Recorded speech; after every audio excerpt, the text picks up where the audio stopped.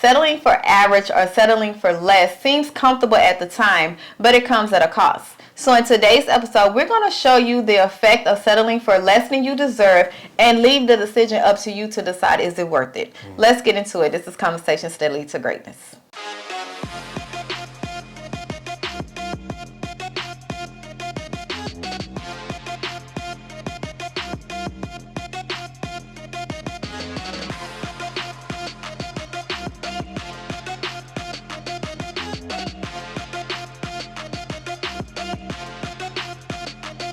My name is Akeisha Smith. And I'm Lester Smith. And welcome to our coaching podcast where we educate, motivate, and inspire you to create the life you desire, okay? So if you into personal development content, please be sure to subscribe, press that button down below. We have great content all evolve around personal development and healing and all that good stuff, okay, guys? Yep. So today we're talking about don't settle for safe or being average, okay? So let's get into it. First, we're going to start with the three areas.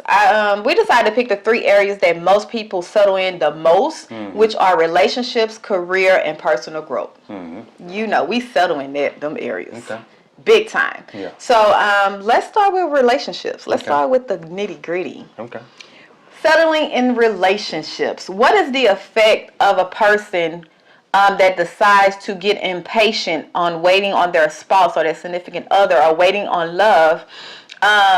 What is the effect of them getting impatient? Like getting impatient in a relationship. So they settle for the best thing, the next best thing. Or they settle for less. Yes. Yeah. Settling for less. Okay.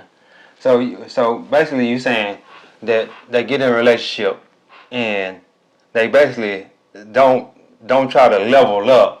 They settle for less than they feel like they deserve or feel like they're worth. Yes, or they even just have a fear of being lonely. So they settle for who they are with now. I see what you're saying. Yeah. Or they settle for who they are with now because they don't want to be alone. Like that's what's really going on in today's world. Yeah. You have so many people that's in relationships and they know that they're settling, but they're okay with it. They have okayed it. They agreed. They come to grips with it and be like, you know what? At least I got a man. At least I got a woman. Well, it's mostly the women. At least I got a man. You know, I got a man to go home to.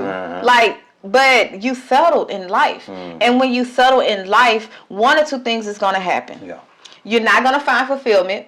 You're going to have regret, or three things, or you just going to fall into a routine, and you just going to be just going through in life with no joy, no peace, no happiness, and you are left like feeling empty because you trying to fill a void that can't be filled with this person. Yeah. Filled with this person. So yeah. And you say mostly females do that. Do guys do that? I don't know.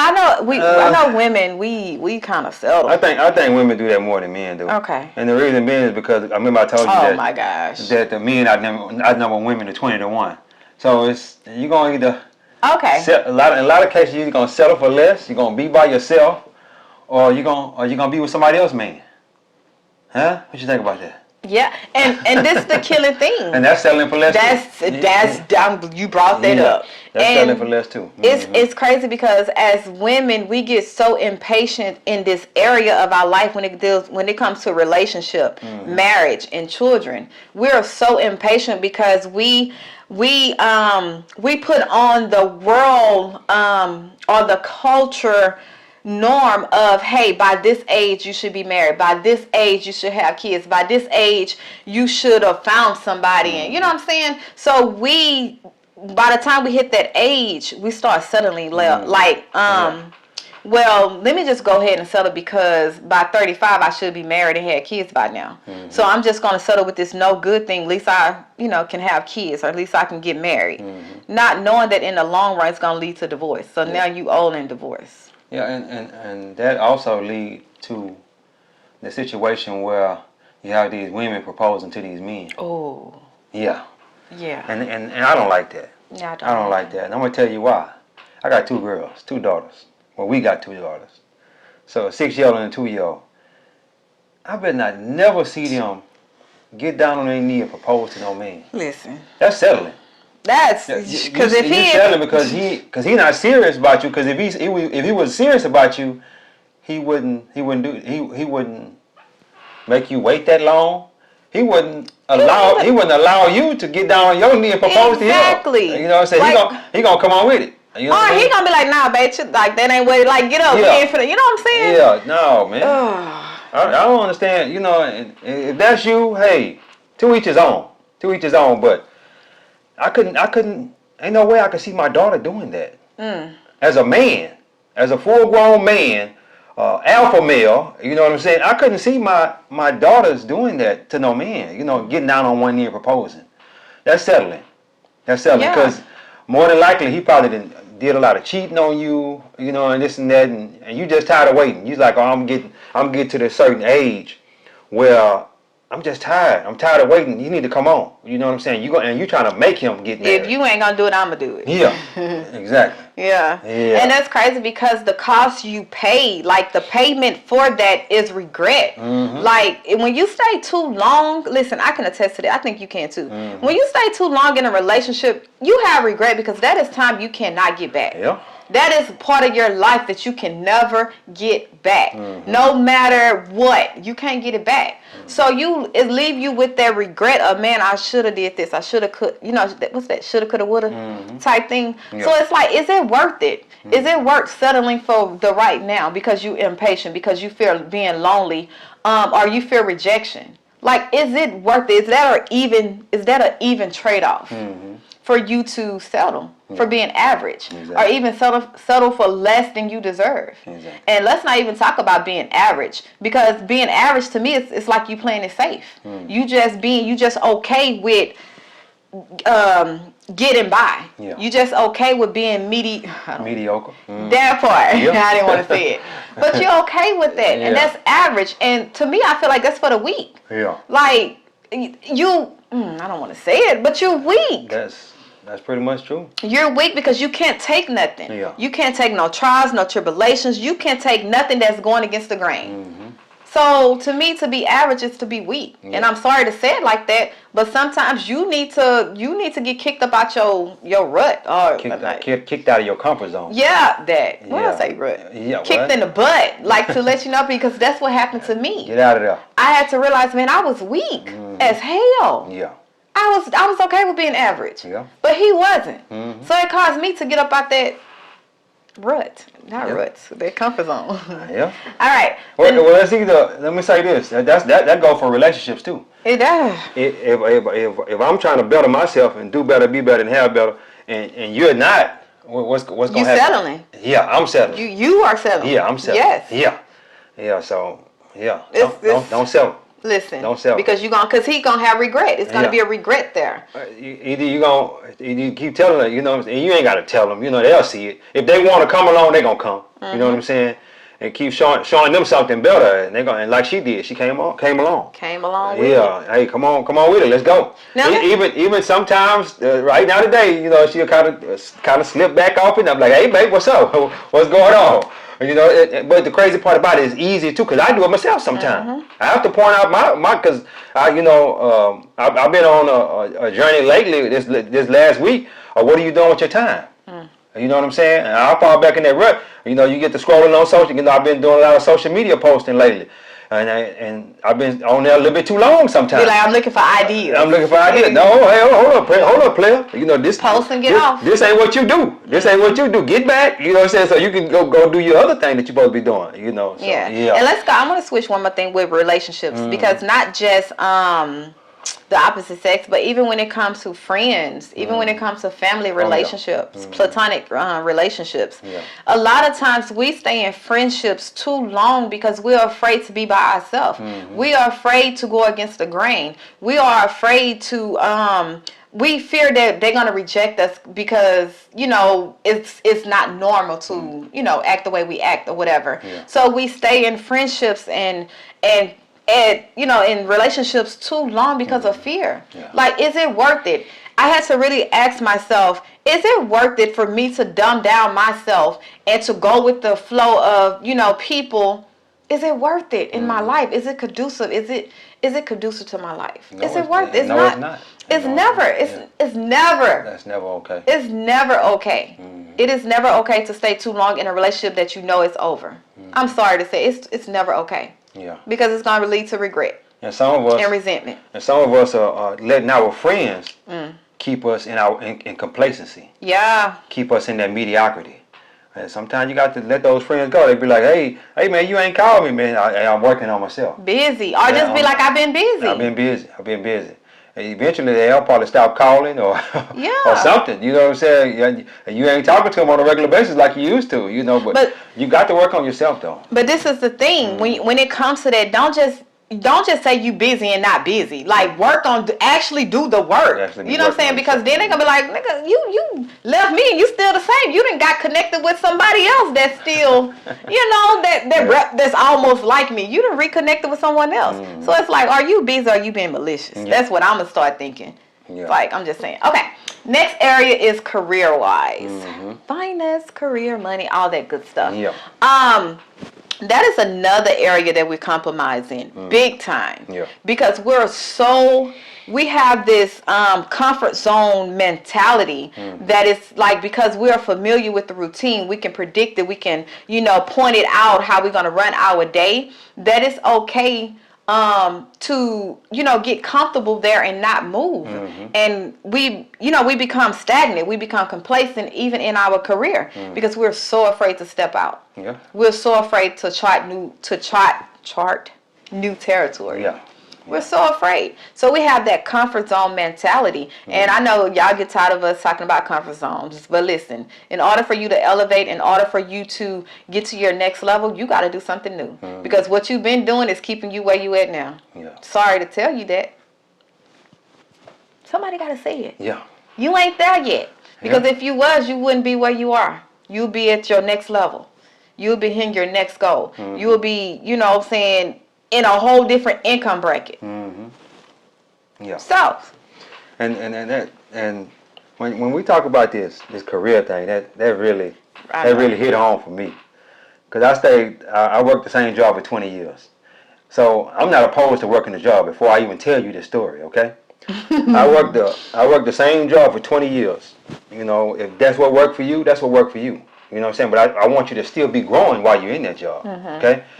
I reached my top. I reached the top. It was no nothing above. I was in the crane. You know, that's the highest paying job on the job. You know what I'm saying? I didn't reach my ceiling. So where do I go from here? So I was feeling unfulfilled after that. You know what I'm saying? And she'll tell you, I worked for so long. That's all I talked about. You know, we was together. We've been together 16 years, and that's all I ever talked about. Well, I can't wait till I get in the crane. I can't wait till I get in the crane. But once I got there, I'm like, well, this ain't it. It's like you accomplished it. Now what? I accomplished what I do now. Like what's next? It's time for me to step out. So I retired from my job at 41 years old, a year and a half ago, and I was like, okay, now I got to get out here and get in my business and be successful. And there is no ceiling in your own business. No, there's no ceiling. You can go as far as you want to go. That's the limit.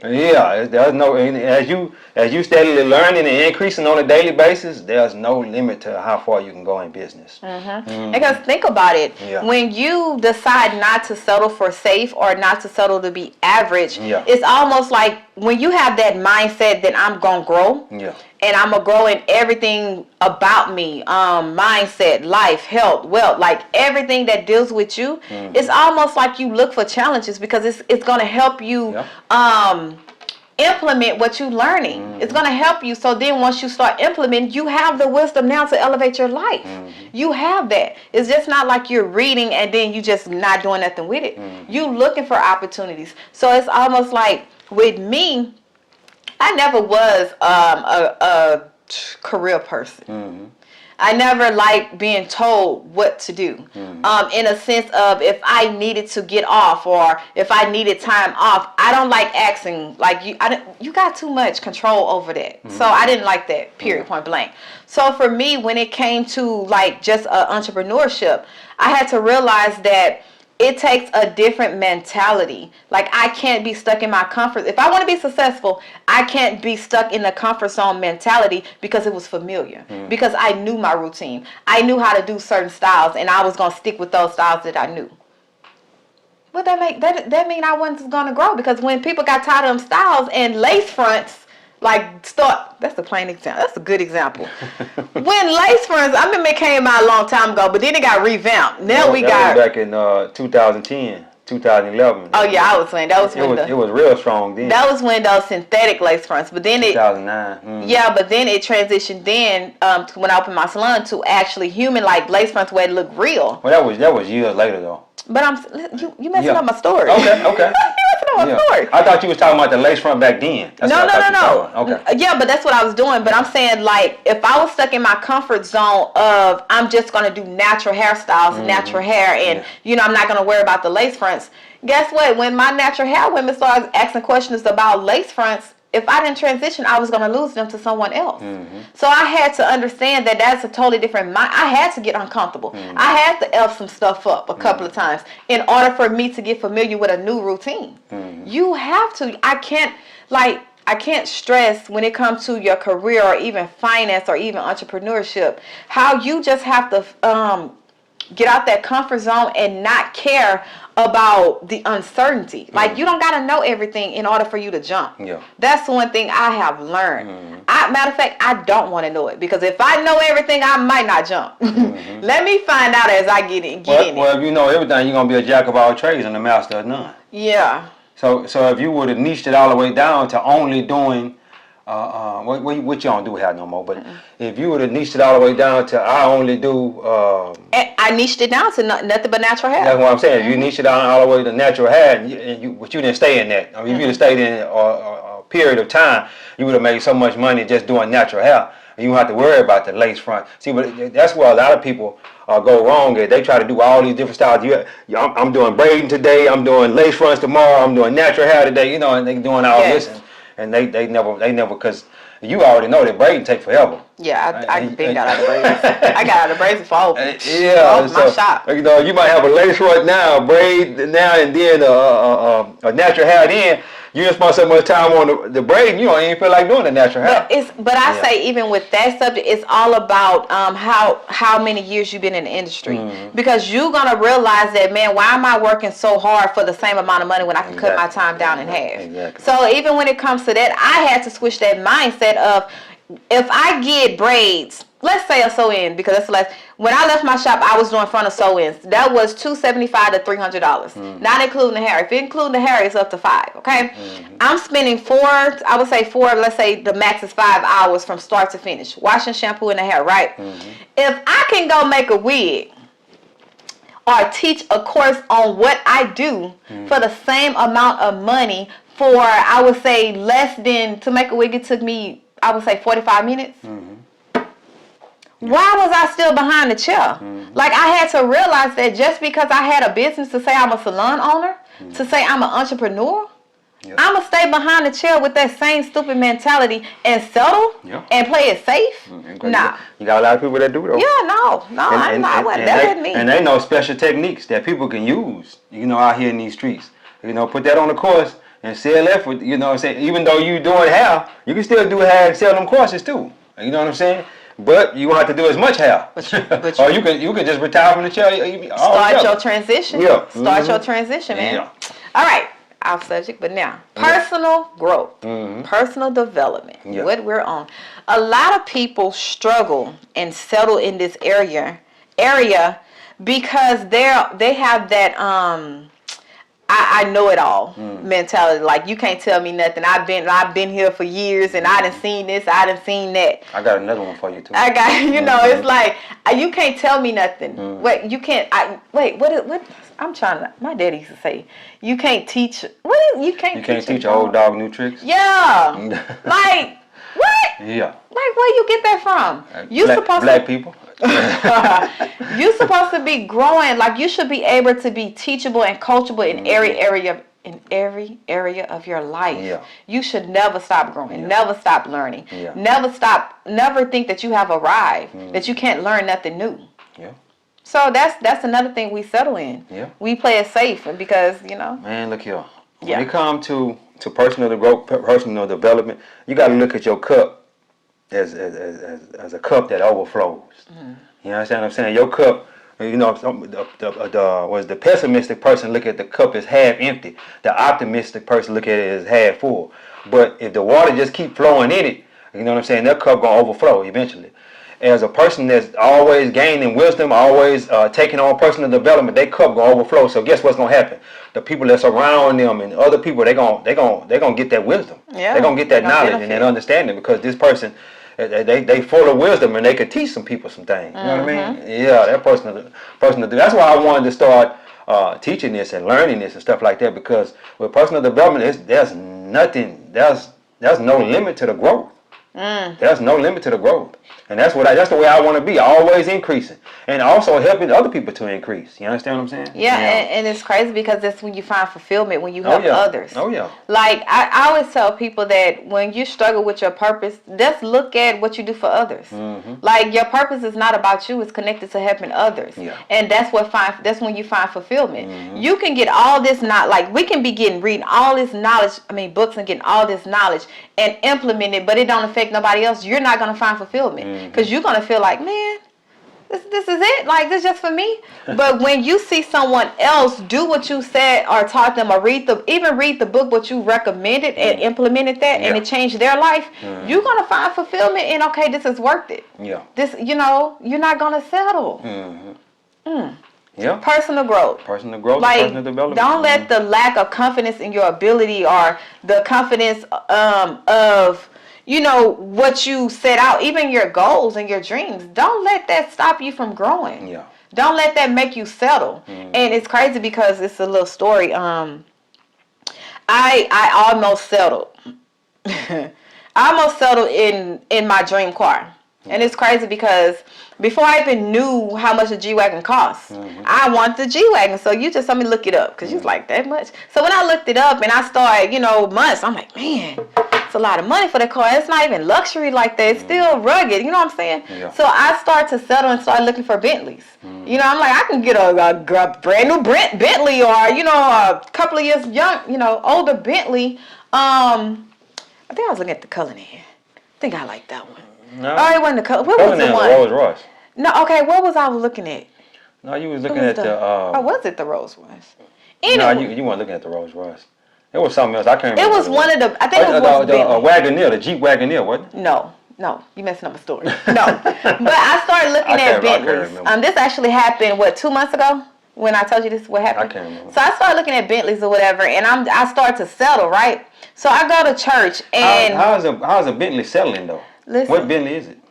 Can you let me finish my sentence? My story. They cost more than the G-Wagon. No, listen. Okay, go ahead. Because the reason why I settled, because I was like, I'm not going to spend that much money on a vehicle that's not even, to me, it wasn't worth it because when I drove it, it wasn't nothing like luxury and luxurious, and it was still rugged. Okay. You know what I'm saying? Yeah. If I'm going to spend that much money, I'm not going to push no button to open the door. You know what I'm saying? Stuff like that. All right. So I go to church. We go to church Sunday, and the topic the pastor was talking about is like, don't settle. When God show you a vision, where God give you these desires and dreams, don't settle. Hold on to it and believe that it's going to come to pass, right? So I'm like, man, babe, God dang, And then that Monday, I'm driving down Highway 6 going to the gym, and right at the light, I'm looking at my phone, and some just told me to look up. And I looked up, guess what I see coming my way? Oh, you talking about the Brabus? Yes. Yeah, the Brabus is $500,000. Yeah. That's what you're talking about. Okay. Yes. All right. I want the Brabus. Yeah, yes. The Brabus is a G-Wagon, but it's a top tier of G-Wagon. Yes. Yeah. So when I looked up, I see the B on the symbol that is Brabus. It ain't just the regular G-Wagon. Y'all see the B, and it was in red and it was black. Yeah. And the killing thing was when I looked, I just said, thank you, God. Because I was just about to settle because I got impatient. I felt like how am I going to get this? Like, you know how much this costs? Yeah. How and why would I spend that type of money on this type of vehicle? It's a car. It's an asset. Yeah. I mean, it's a liability. Yeah. You see what I'm saying? So a lot of times we settle because we get impatient and we want to be average. Man, listen, pick up your dream. If you have laid your dream down because you lack confidence, you fear failure, or you think it's far-fetched, too far-fetched. Far-fetched. Yeah. If you think it's too far, man, pick that up. Yeah. Pick up that desire. God gave you that for a reason. He wants to glorify himself in you in that. Yeah. Like he want to give you those things. Don't settle to be average. Exactly. Don't play it safe. Yeah. Like why? Yeah. It's like we serve God put us here to take dominion and subdue. in every area. In every area of life. So why would you settle for whatever average, or whatever, average car, average house, average you being average, anything, average in your career, average in relationships? Why would you settle for that when you can have the best? And you God's child, you can have the best if you want the best, but you got to want that. If you don't want that, it's not gonna come to you. Yes. That's one thing I can promise you. If you don't want it, it ain't gonna come to you. Nope. But if you want it bad enough, it's gonna. If the why is powerful enough, you'll find the how. If the why is clear. Yeah.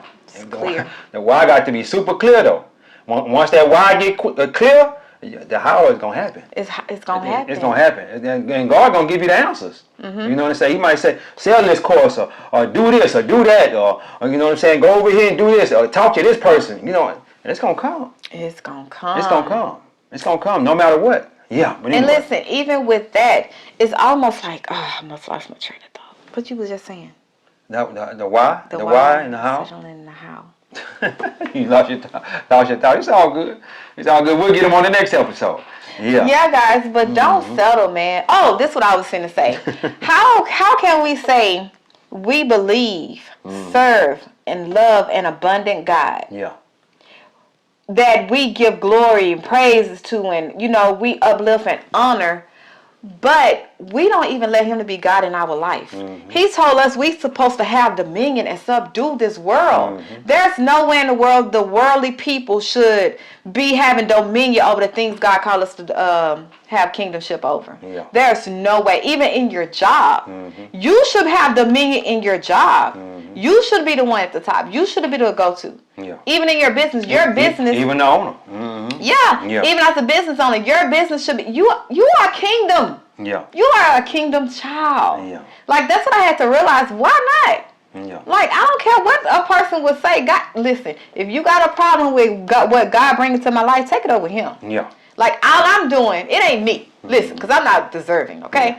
All I'm doing is walking out what God tells me to do. Seeking Him daily, reading His Word, getting to know Him for myself. That's all I'm doing, and He's just rewarding me for that. Exactly. So don't settle. Why? Is it worth settling? Man, look here.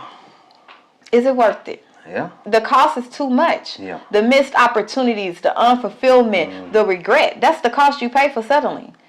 That is the cost. That's always gonna be is regret later on. Man. And we're like, I should have did this. I should have did that. It's too late now. Too late. It's too late. Don't do it now. Don't do it now, so that when you have to have that regret later on. Why? At least try it. At least try it.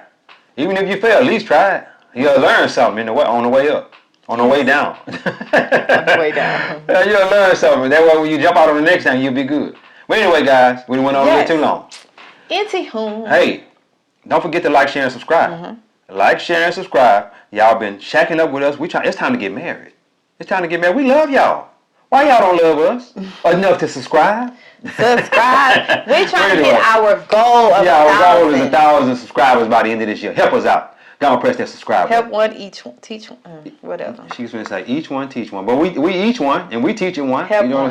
what I'm saying? Help one. That don't go right there. But anyway, guys, God is good. Yes. Life is good. When we look good, we feel good. We live in a life of abundance. Peace. Bye-bye.